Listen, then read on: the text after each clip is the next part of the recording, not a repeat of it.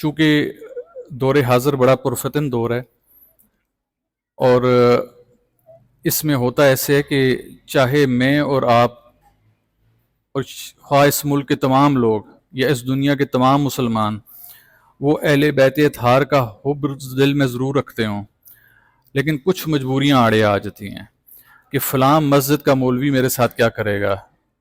اگر میں اہل بیت کی اس طرف اپنی رغبت دلاؤں گا۔ مجبوریاں یہ آڑے آ جاتی ہیں کہ اگر تو میں نے زیادہ ذکر اذکار اہل بیت اطہار کا کیا گیا تو پھر میرے ساتھ رفض کا فتویٰ لگ جائے گا کہ یہ تو رافضی ہو گیا۔ تو ایسے پرفتن دور میں مختلف علماء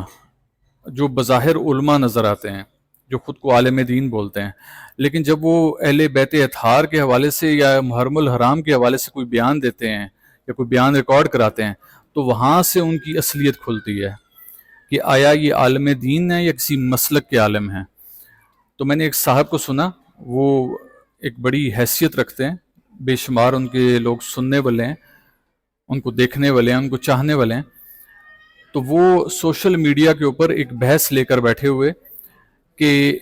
امام علی مقام کی جو کربلا میں اپنے رفقا کے ساتھ شہادت ہوئی، یہ کوئی ایسا عمل نہیں ہوا کہ اس کے اوپر رویا جائے، یا یہ کوئی ایسا عمل نہیں ہوا کہ جس کے اوپر ہم ہائے حسین کہیں، بلکہ یہ ایسا عمل ہوا کہ امام علی مقام نے اس جوان مردی سے یزید کا مقابلہ کیا کہ ہمیں تو یہ کہنا چاہیے کہ واہ حسین، یعنی کہ آ حسین نہیں کہنا چاہیے، ہائے حسین نہیں کہنا چاہیے، ہمیں تو واہ حسین کہنا چاہیے۔ تو مجھے ایسے لگا کہ جیسے وہ اپنے آپ کو عالم دین کی کیٹیگری میں تو ضرور رکھتے ہیں،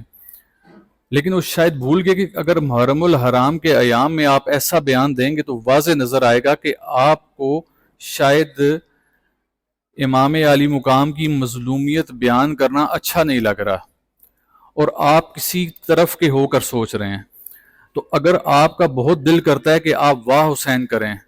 تو جب امام علی مقام مدینہ سے مکہ گئے، مکہ سے عمرے کی صورت میں حج کو تبدیل کر کے آپ کربلا کے میدان میں پہنچے،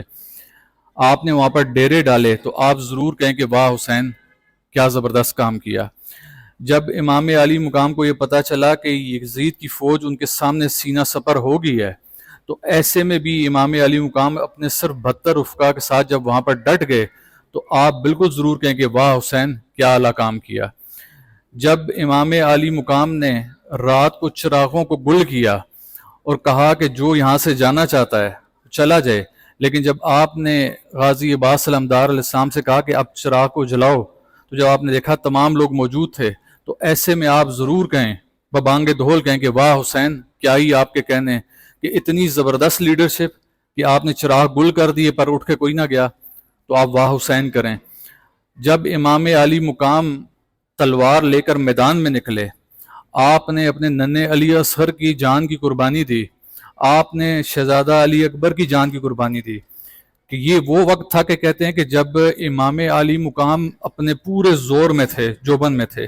لیکن جب شہزادہ علی اکبر کی لاش اٹھانے گئے تو کہتے ہیں کہ امام علی مقام بوڑھے ہو چکے تھے اتنے سے عرصے میں، اور بوڑھا ہونے کی وجہ یہ تھی کہ کوئی اپنے 17-18 سال کے جوان بچے کی لاش نہیں اٹھا سکتا۔ تو آپ پھر بھی کہیں کہ اتنی بہادری، اتنی جوان مردی اس نبی کے نواسے کی کہ اس نے اپنے جوان بچے کی لاش اٹھا لی اور وہ پھر بھی پیچھے نہیں ہٹا، تو آپ کہیں واہ حسین۔ لیکن جب یہ تمام معاملات ہو چکے تو اسی حسین علیہ السلام کے گلے کے اوپر تلوار چلا دی گئی، اس گلے کو کاٹ دیا گیا۔ یہ وہ گلا تھا جس کو نبی کریم صلی اللہ علیہ وسلم چوما کرتے تھے، یہ کوئی عام گلا نہیں تھا۔ تو جب وہ گلا کٹا تو پھر بھی آپ کہیں گے کہ واہ حسین؟ نہیں، آپ کو کہنا پڑے گا ہائے حسین، آپ کو آ حسین کہنا پڑے گا۔ یہ ہائے حسین ہم نے نہیں لکھا، یہ ہماری کسی کتاب نے نہیں لکھا،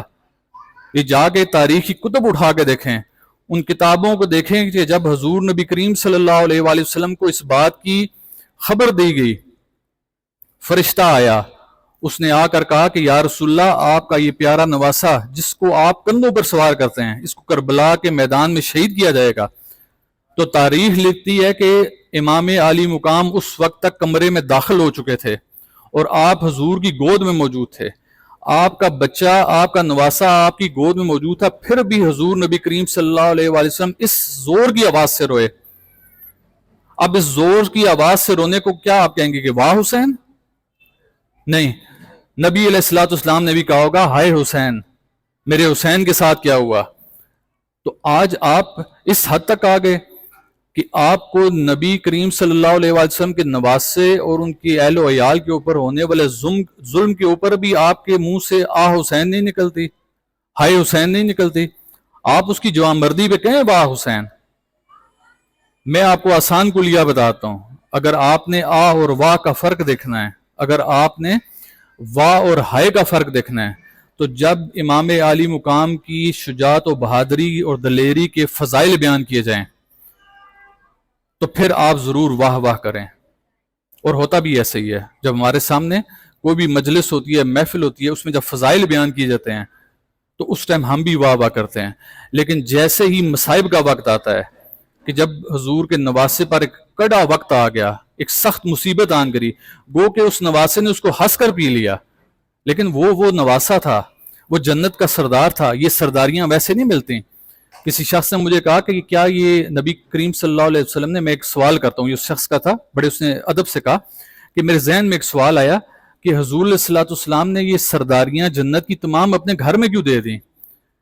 کہ خاتون جنت کو عورتوں کی سردار بنا دیا، حسنین کریمین کو جنت کے جوانوں کا سردار بنا دیا، اور فرمایا کہ مولا علی سرکار ان سے بھی بہتر ہیں. تو ساری سرداریاں اپنے گھر میں دے دیں، باہر کے لیے نہیں دیں. یہ تھوڑا انفیئر نہیں ہو گیا؟ غیر منصفانہ نہیں ہو گیا؟ تو میں نے اس سے کہا جاؤ جا کے تاریخ اٹھا کر دیکھو کہ دنیا کی اس تاریخ میں کوئی ایسی ہستی موجود ہے کہ جس نے اپنے نواسوں کو یوں شہید کرایا ہو؟